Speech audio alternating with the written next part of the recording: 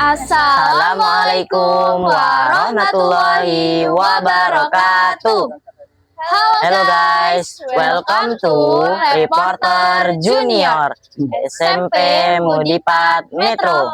Hari ini kita akan wawancara Ketua Pimpinan Pusat Muhammadiyah, Bapak Dr. Haji Anwar Abbas MM MAG. Assalamualaikum Bapak. Waalaikumsalam warahmatullahi wabarakatuh. Nabila. Iya. Bagaimana kabarnya Bapak? Alhamdulillah baik-baik. Oh iya Bapak, bagaimana visi dan strategi Muhammadiyah dalam memperkuat kemandirian ekonomi umat di tengah situasi global saat ini? Iya. Untuk bisa memperkuat ekonomi, terutama di Muhammadiyah, maka kita harus bisa menciptakan budaya berekonomi, berbudaya berbisnis. Bagaimana cara kita bisa menumbuhkan sikap dan mentaliti di kalangan anak didik kita supaya mereka ingin hidup lebih mandiri, tidak tergantung kepada orang lain atau tidak tergantung kepada pihak-pihak yang akan mengajak mereka untuk menjadi karyawan atau pegawai di tempatnya.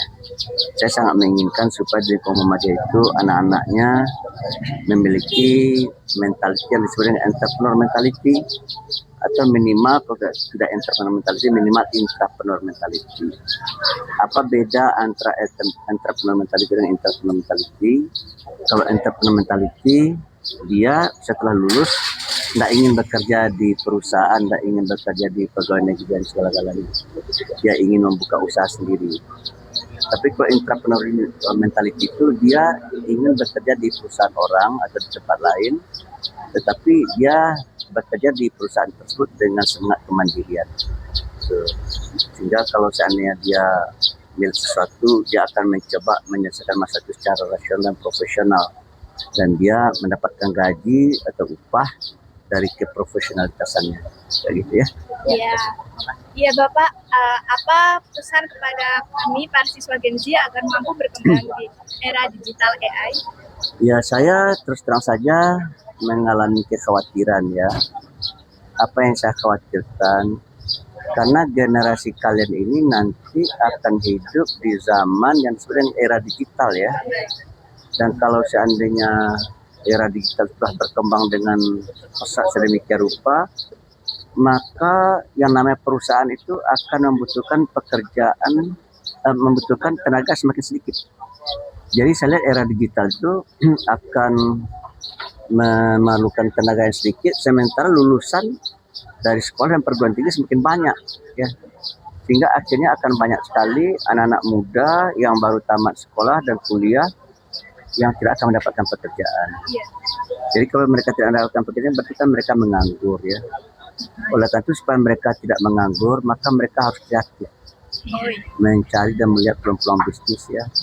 Sehingga kalau seandainya mereka tidak kreatif, maka mereka akan digulung dan tergulung. Mereka akan termarginalisasikan, ya. Bahkan mereka tidak akan mendapatkan pekerjaan. Kalau mereka tidak mendapatkan pekerjaan, berarti mereka tidak punya uang, berarti mereka tidak sejahtera ya. Oleh karena itu saya sangat meminta kepada para guru ya. Ada pesan dari Ali bin Abi Thalib yang sangat menarik untuk kita ingat ya. Bunyi itu begini: alimu auladakum li ghairi zamanikum. Ajarkan anak-anak kamu untuk zaman yang bukan zaman kamu. Seperti kalian ini adalah generasi Z, Gen Z ya. Ya, tentu kalian zaman kalian dengan zaman kami kan tidak sama. Nah, pesan Ali bin Abi Thalib itu meminta kepada para guru supaya mengajari kalian untuk zaman kalian. Tuh, zaman kalian zaman digital ya, zaman IT, zaman artificial intelligence. Ya, bagaimana caranya? Oleh karena itu guru jangan terlalu menggurui dalam mengajar. Berilah kesempatan kepada anak-anak didik untuk mengembangkan bakatnya ya, untuk mengembangkan hobinya. Karena sebaik-baik orang adalah orang yang akan bekerja sesuai dengan kesenangannya. Sebaik orang adalah orang yang bekerja sesuai dengan hobinya. So kalau ada orang bekerja sesuai dengan kesenangan dan hobinya, maka produktivitasnya bisa akan tinggi. Tapi kalau orang bekerja tidak sesuai dengan kesenangan dan hobinya, maka produktivitasnya akan rendah. Nah, era kalian ini adalah era kompetitif. Itu era di mana masing-masing pihak dituntut untuk bisa melakukan efisiensi dan efektivitas sebaik mungkin gitu kan. Nah, untuk bisa kita membuat efektif dan efisiensi, maka kita harus bisa mengerjakan pekerjaan kita dengan baik. Nah, pekerjaan kita akan bisa kita kerjakan dengan baik kalau kita hobi, kita menyenangi pekerjaan kita. Kalau itu saya sangat menginginkan mengharapkan supaya anak-anak didik ini ditanya dan ditrace. Kira-kira kesenangannya apa? Misalkan kamu senangnya apa, kamu senangnya apa, kamu senangnya apa. Lalu anak-anak itu dibina dan didorong untuk bisa mengembangkan hobinya dan kesenangannya. Misalkan ada orang senangnya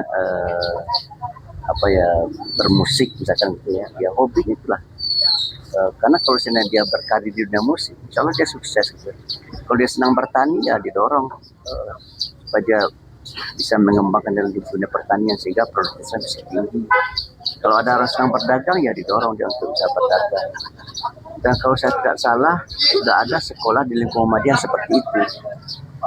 Lokasinya kalau saya di Surabaya ya. Kepala sekolahnya waktu itu udah lama saya melihat, itu namanya Pak Sudarlis kalau saya tidak salah. Itu temannya Pak Ali. Iya. Temannya Pak Ali tahu kan ya? Iya. Temannya Pak Ali.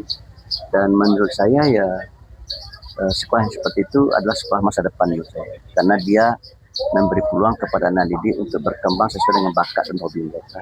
Kamu bakatnya apa? Bakat saya kayak hobinya Membaca, mungkin menulis nanti Iya. ya, menulis. Kan menulis juga bisa mendatangkan income, membuat buku, membuat ini, membuat itu. Kamu senangnya apa?